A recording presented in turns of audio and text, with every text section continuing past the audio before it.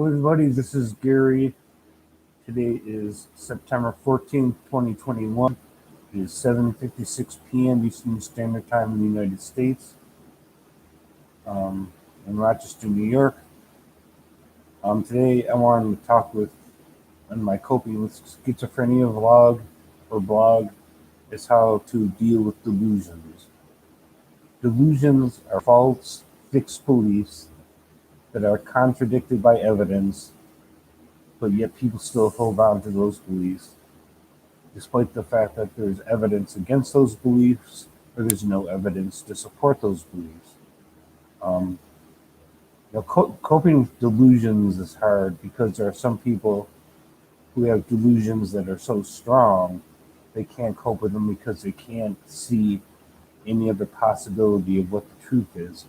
Schizophrenia and other psychoses vary in degrees in each individual person. I have delusions sometimes that I think people are following me, spying on me, plotting to hurt me, but there's usually a part of my mind that is aware that I have no evidence to believe things like that people are actually following me, plotting to hurt me, following me, or anything like that. So in my case, I have delusions, but there's usually a part of my mind that allows me to challenge those delusions because I'm aware that they're probably false. And so I'm able to cope to some degree with my delusions. Um, of course, I would not be able to cope at all if I didn't take my medications. Um, and delusions are scary to me because I know they're probably not true. If I'm walking down the street and I'm going to the store, which is common for me, for some reason I get fixated on the idea that people are following me into a grocery store or some other store like a Dollar General or a Family Dollar. And I think people are following me into the store, following me around the aisles, spying on me or trying to hurt me. Even though I have zero evidence to support that belief system. Um, and the evidence contradicts my beliefs. So I'm able to cope with it. And how do I cope with it? Well, I usually talk to other people about my ideas and get feedback from other people to help reinforce what reality really is. If I ask a friend, what is the actual likelihood that somebody's spying on me or following me? And the answers I get are usually that I have no evidence of it. No one's attacked me. Nobody's threatening me. Nobody's saying anything to me that's threatening or dangerous in any way. Now, of course, I have been followed before. I've been mugged. I was once walking down the street with a large boombox, and I got attacked, and they took the boombox away from me. So it's not like I've never been a victim of crime. I have been. But that's not what I'm talking about. I'm talking about believing that there's a conspiracy of a large group of people spying on me and believing that people are following me in this grand scheme of a plot against me involving a large group of people, whether that's the government or whoever it may be, the CIA, the police, whatever. I think people are following me and it's a grand conspiracy of some sort. And when I talk to people who are not psychotic and not delusional, whether that's my psychiatrist or just a friend, I usually get feedback on what is the actual reality of my situation. One of the first things I ask myself when I think people are following me is, what makes me so important that anybody would want to spy on me and plot against me? What would be the purpose of that? If I were a criminal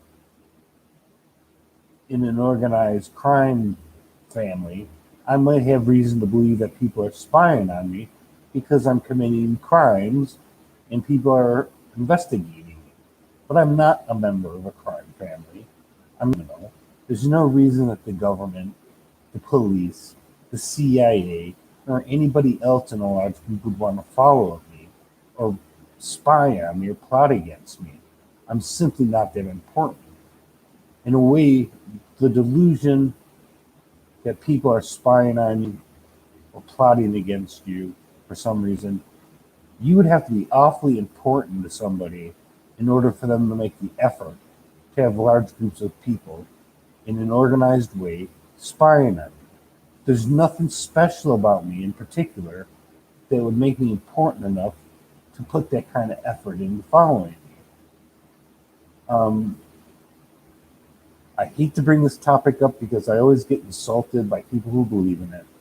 But there's this theory called gang stalking where people out there who are delusional believe there are large groups of people, whether it's the government, a religion, a foreign government, the police, the CIA, the FBI, whoever it is, people are spying on them, following them, trying to drive them crazy, trying to crowd them, trying to make them suicidal and despair and make them go crazy.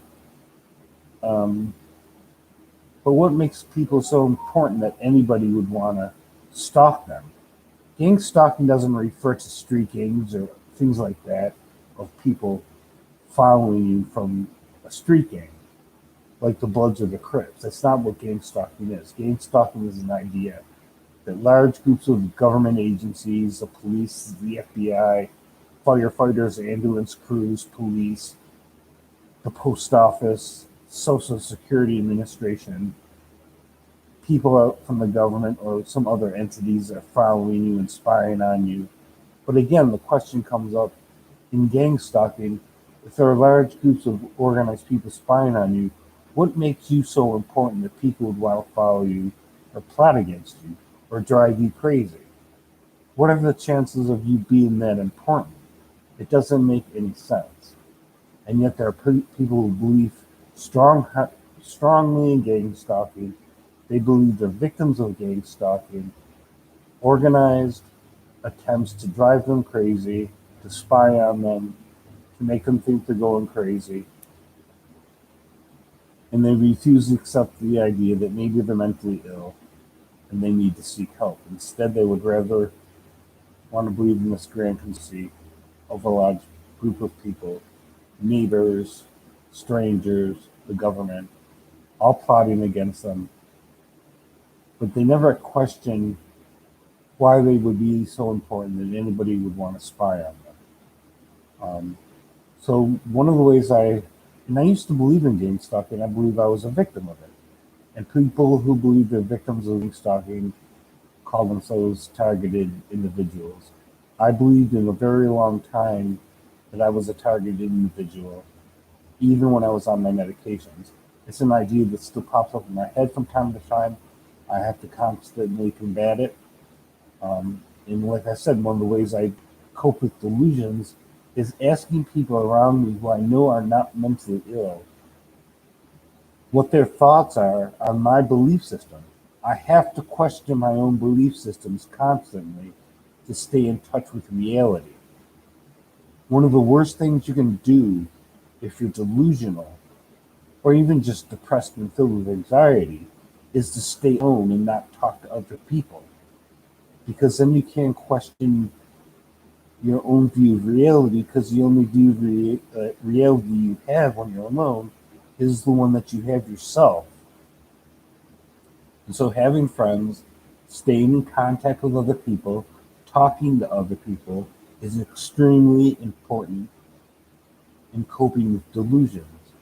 And like I said before, there are people who are so mentally ill, so psychotic, that they have no capacity at all to talk to other people and question their own version of reality. I'm not lucky that I'm mentally ill. I'm not lucky that I have delusions and hallucinations. But I am lucky in the sense that I have enough lucidity in my mind, because I take my medications, to question my reality or my perception of reality to bring it back more in line with what reality actually is. I'm not bragging. I'm not saying I'm something special. I'm mentally ill. I have to take several medications a day to keep it under control. Yesterday, I just came home from the psychiatric emergency room. There are times when I feel I can't cope with my delusions. I can't cope with my hallucinations. I can't cope with my depression. I can't cope with my anxiety, and I have to seek help. I went to the psychiatric emergency room because I was depressed, I was hallucinating, I was delusional, and sometimes I feel like I'm so out of control. Not that I would become violent or actually commit suicide, but I feel like my mind is so out of control. I have to seek professional help in an emergency room situation. Now, my experience at the emergency room was very unpleasant. The emergency room was overcrowded. It had like 45 psychiatric patients in the emergency room in a space that was designed for about 20 people. One of the nurses pointed that out to me. I had spent over 27 hours in the emergency room before I could even talk to a psychiatrist who cleared me to leave the hospital yesterday morning around 11 a.m. And I had gone in 27 hours earlier around 5 a.m. I believe that would have been Sunday morning, early Sunday morning. So I was there for more than 24 hours. Sometimes for me, I can't cope with my delusions, and my delusions were the main problem of why I went to the psychiatric emergency room. Sometimes I have to go talk to a professional psychiatrist, and because it was the weekend, I had no access to my clinic on an outpatient basis to call my psychiatrist. Saturday and Sunday, everything was closed, and I didn't want to go to the psychiatric emergency room, but my delusions, my feelings, my hallucinations were getting so bad, it was like I was feeling physical pain from it. My whole body felt like it was in pain because of my mind was so delusional. It was physically something I could feel in my body, and I was losing control of my mind, or at least that's what it felt like. So I went to the psychiatric emergency room. They gave me several medications. They gave a couple of pills of Ativan, a couple of pills of Clonopin, and they gave me some Seroquel for the delusional parts of my thinking. Um, Coping with delusions is not an easy thing. Delusions can be very uncomfortable, very scary, especially when you think people are playing against you, trying to harm you. It's a very frightening thought. It's very scary. It's more than just anxiety. But I was also feeling anxiety as well. That's why they gave me the Ativan and the Clonopin. Now, I don't want to be over reliant on drugs like Ativan and Clonopin because those two drugs belong to a class of drugs called benzodiazepines, which includes Xanax, Librium, Valium, and other drugs. They're all physically addictive. They're all psychologically addictive if taken in large dosages over long periods of time. And if you stop them abruptly, you can have seizures. You can even die. You can have very, very horrible side effects from stopping benzodiazepines abruptly. It's sort of like stopping alcohol abruptly if you're a really heavy drinker. You can go into seizures and you can die from that. So I don't want to be over relying on those drugs. But this time I needed them. I needed them to cope. I needed them to straighten my mind out and calm myself down and bring myself back to reality.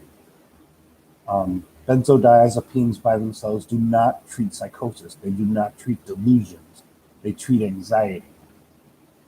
That's why they gave me the Seroquel at the emergency room as much as they gave me the benzodiazepines, which is to deal with the psychotic part of my thinking and my feelings.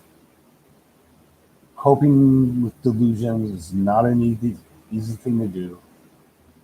It's very difficult, but I guess my main point is being alone all the time is a very, very bad idea if you're mentally ill. Doesn't matter if you're psychotic, depressed, anxious, delusional, hallucinating. Staying by yourself is the wrong choice. Being alone all the time is the wrong choice.